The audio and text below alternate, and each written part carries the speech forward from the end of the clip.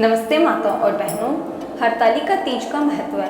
हरतालिका तीज हर साल भाद्रपद माह में शुक्ल पक्ष की तृतीय तिथि को यह पर्व मनाया जाता है।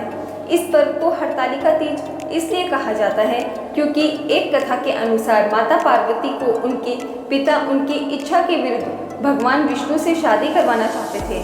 तब माता पार्वती की सहेली उन्हें अपने साथ घने जंगल में ले गई। इस कहानी में हर का मतलब अपहरण और तालिका का मतलब सहेली होता है। इस तरह हरतालिका शब्द बना है। हरतालिका तीज व्रत की तिथि। हरतालिका तीज व्रत भाद्रपद महीने के शुक्ल पक्ष की तृतीय को रखा जाता है। हिंदू कैलेंडर के मुताबिक इस तिथि की शुरुआत 5 सितंबर 2024 को दोपहर 12:21 पर शुरू होगी। इस तिथि का समापन 6 सितंबर 2024 को शाम 3:01 पर संपूर्ण हो जाएगा। चलिए जानते हैं पूजा का शुभ मुहूर्त। भाद्रपद माह के शुक्ल पक्ष की तृतीया तिथि 6 सितंबर 2024 को सुबह 6:01 से सुबह 8:32 तक रहेगी। कुल मिलाकर 2 घंटे 31 मिनट का पूजा का शुभ मुहूर्त रहेगा। मैं आपको सुनाती हूँ हरतालिका तीज की व्रत कथा। हरतालिका तीज व्रत कथा शिवजी ने ही माँ पार्वती को सुनाई थी। शिव भगवान ने इस कथा में माँ पार्वती को उनका पिछला जन्म याद दिलाया था। हे घोड़ा, पिछले जन्म में तुमने मुझे पाने के लिए बहुत छोटी उम्र में कठोर तप और घोर तपस्या की थी। तुमने ना तो कुछ खाया और ना ही पिया, बस हवा और सूखे पत्ते चबाए। जला देने वाली गर्मी हो या कंपा देने वाली ठंड, तुम नहीं हटी, डटी रही। बारिश में भी तुमने जल नहीं पिया। तुम्हें इस हालत में देखकर तुम्हारे पिता बहुत दुखी थे।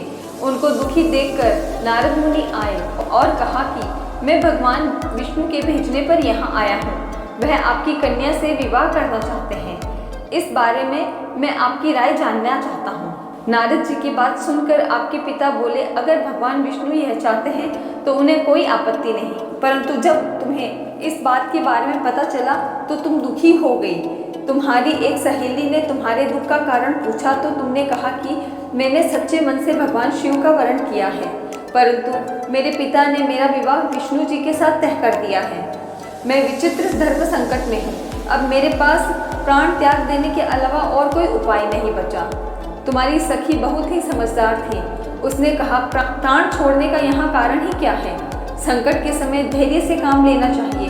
भारतीय नारी की जीवन की सार्थकता इसी में है कि जिसे मन से पति रूप में एक बार वरण कर लिया है, जीवन पर्यंत उसी से निर्वाह करें। मैं तुम्हें घनघोर वन में ले चलती हूँ, जो साधना स्थल भी है और जहाँ तुम्हारे पिता तुम्हें खोज भी नहीं पाएंगे। मुझे पूर्ण विश्वास है कि ईश्वर अवश्य ही तुम्हारी सहायता करेंगे। तुमने ऐसा ही किया। तुम्हारे पिता तुम्हें घर में न पाकर बड़े चिंतित और दुखी हुए।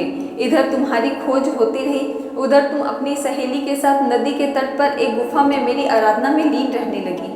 तुमने रेत के शिवलिंग का निर्माण किया। तुम्हारी इस कठोर तपस्या के प्रभाव से मेरा आसन हिल उठा और मैं शीघ्र ही तुम्हारे पास पहुंचा और तुमसे वरण मांगने को कहा।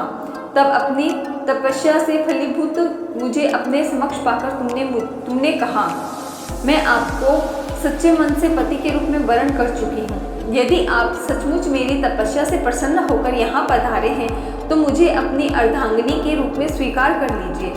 तब तथास्तु कहकर मैं कैलाश पर्वत लौट गया। उसी समय गिरिराज अपने बंधु बांधवों के साथ तुम्हें खोजते हुए वहां पहुंचे।